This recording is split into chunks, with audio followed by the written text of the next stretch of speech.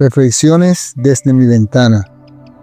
Este es nuestro segundo podcast de la conferencia titulada La Iglesia de Jesucristo. Ayer estuvimos hablando acerca de la existencia de la iglesia. También hablamos del misterio de la iglesia. Hoy estaremos hablando acerca de las características principales de la iglesia de Jesucristo. Sabiendo que hay muchos grupos que han empezado en diferentes lugares, se les llama iglesia, y no estamos en contra de eso, porque la iglesia tiene que seguir creciendo, tenemos que seguir plantando nuevas iglesias, porque así lo dice la palabra. Lo que sí queremos es que tengamos cuidado y seamos muy responsables en eso. Que realmente donde inicia el grupo, que sea realmente una iglesia. Que sea la iglesia de Jesucristo. Esto es importante. Que no sea un grupo que de pronto no tenga nada que ver con la iglesia y le llamemos iglesia. Y reitero, no es que dudemos de que o estemos en contra de la plantación de iglesia, no. Queremos que cada día sean plantadas nuevas iglesias. Y tampoco dudamos de los lugares, porque la iglesia puede empezar en cualquier lugar. Puede ser en una casa, en un lote, cualquier lugar, porque la componemos personas. Hay iglesias que han empezado con 2 personas, con una persona, que invita a su vecino a orar y a estudiar las escrituras. Hay otras que han empezado un grupo más grandecito, otras han empezado en una familia.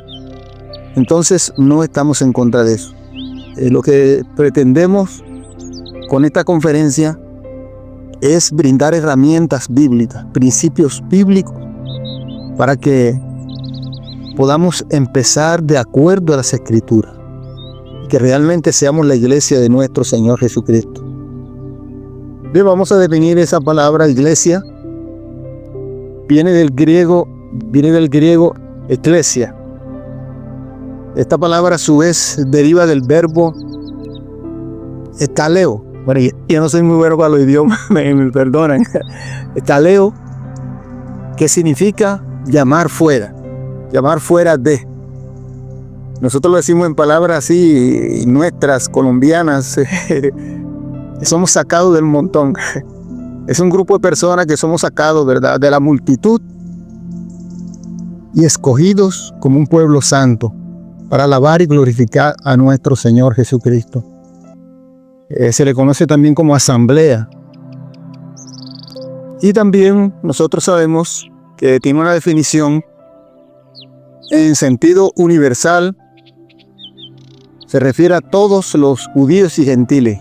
Es decir, personas de todas las naciones que son convertidos y bautizados en el cuerpo de Cristo desde Pentecostés hasta el arrebatamiento de la iglesia.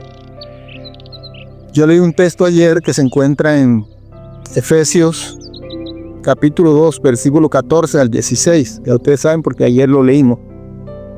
Y una definición en sentido local es un grupo de personas regeneradas por Jesucristo y bautizados para que se congreguen para adorar a Dios y servir a la sociedad. Bien, vamos a leer nuestro texto. Nuestro texto central se encuentra en el Evangelio de San Mateo, capítulo 16.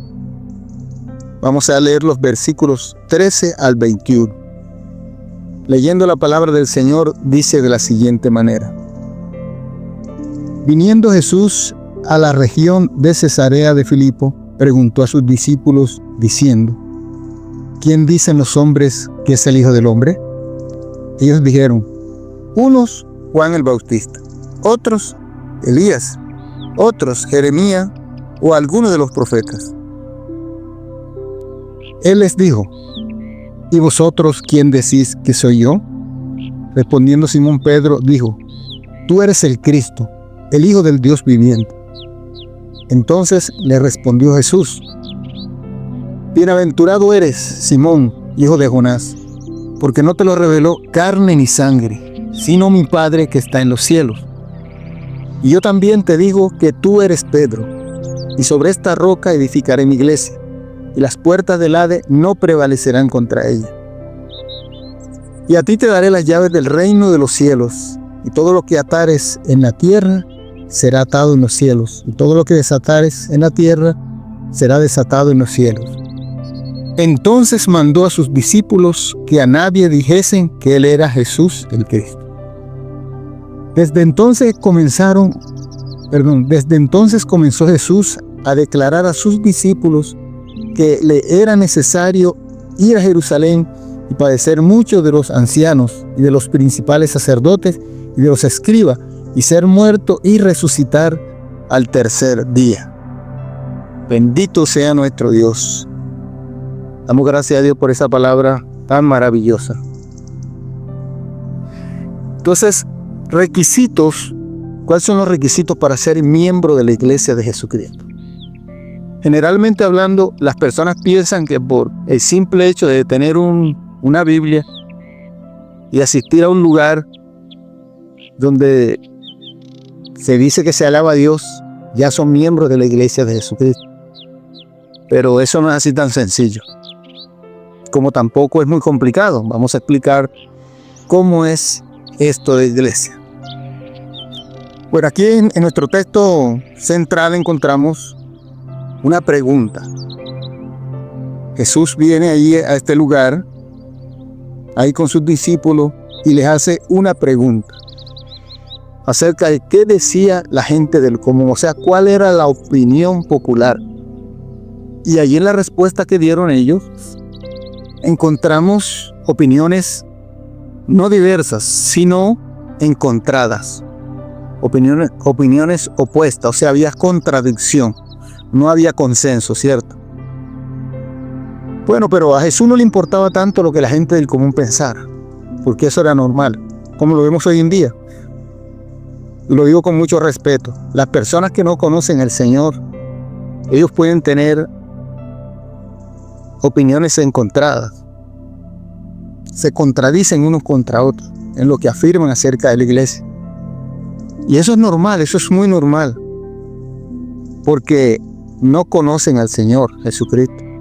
Como lo dice el mismo en Juan capítulo, por ahí en el capítulo 16 o 17, dice que esto harán muchas cosas en contra de la iglesia y en contra de los discípulos. Dice, y esto harán porque no conocen a Dios. Entonces es normal. Pero la segunda pregunta, esta sí era muy importante.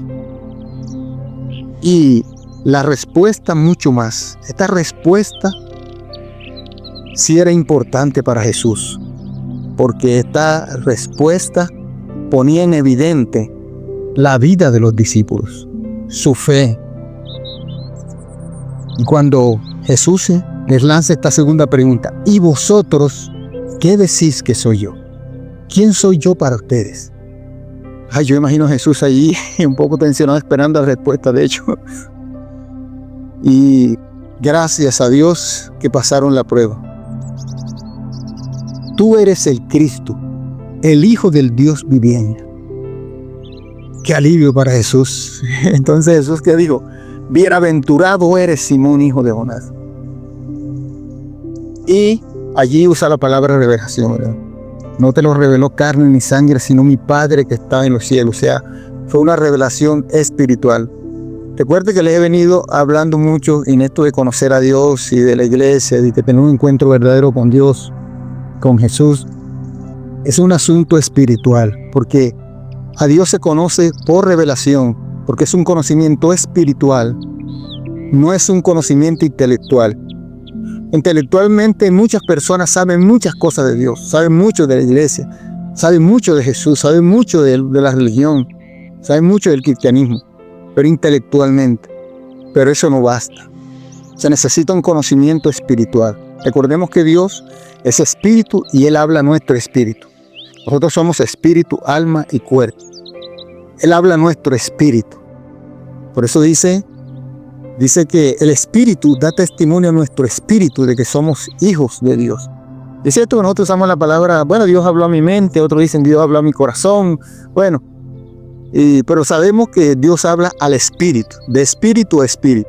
Por eso cuando una persona no ha conocido al Señor Jesucristo, no ha tenido un encuentro verdadero con Dios, está muerto espiritualmente. Eso fue lo que pasó en el huerto del Edén, cuando Dios dijo, si ustedes comen de este árbol, el fruto de este árbol, ustedes van a morir. Y cuando ellos comieron, pues ellos siguieron viviendo y pensaron que no, que todo estaba normal. No, ellos murieron espiritualmente.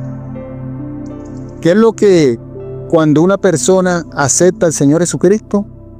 Revive su espíritu. O sea, vuelve a esa vida espiritual y entonces está en una posición correcta de relacionarse con Dios. De lo contrario, no puede relacionarse con Dios.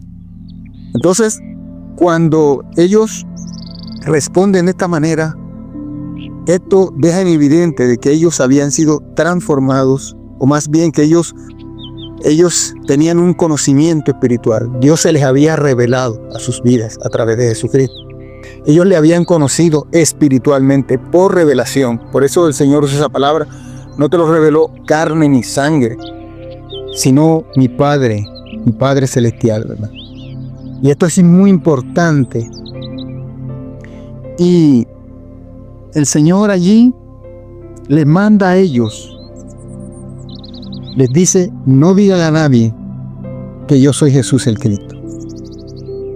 Y bueno, nosotros nos preguntamos, pero ¿cómo así? Si el Señor quiere que le conozcan, ¿por qué le dice a sus discípulos que ya ellos saben que Él es el Salvador, Él es el Cristo, el Mesías prometido? ¿Por qué ahora el Señor les está diciendo a ellos que a nadie le diga que Él es?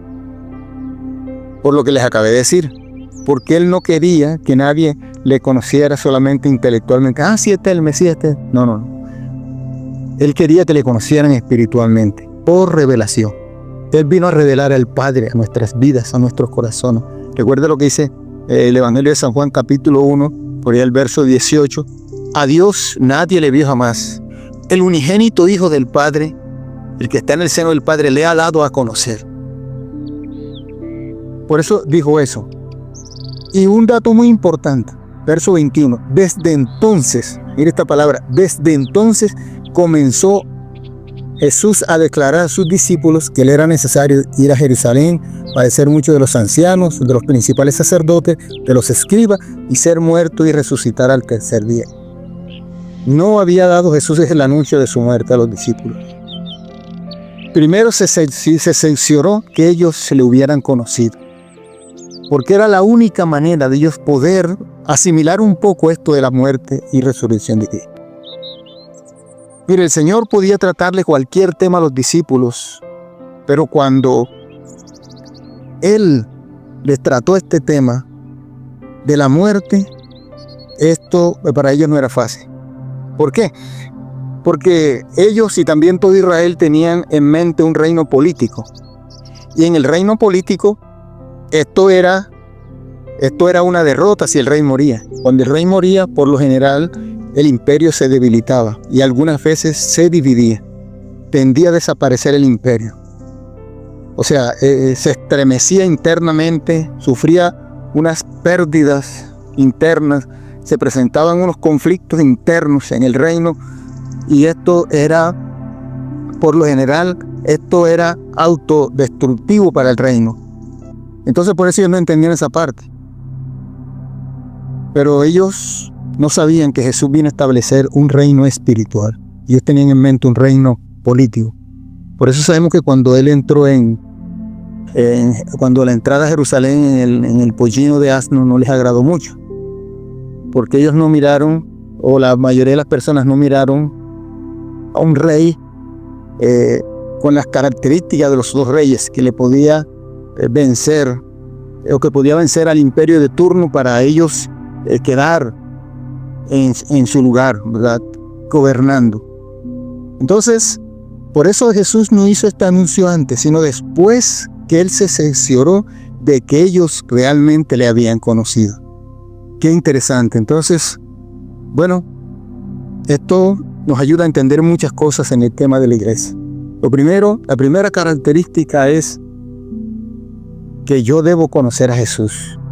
Para ser miembro de la iglesia de Jesucristo, debo conocerle a Él. Bien, que el Dios Todopoderoso les continúe bendiciendo grandemente sigan disfrutando de todas las bendiciones de Dios.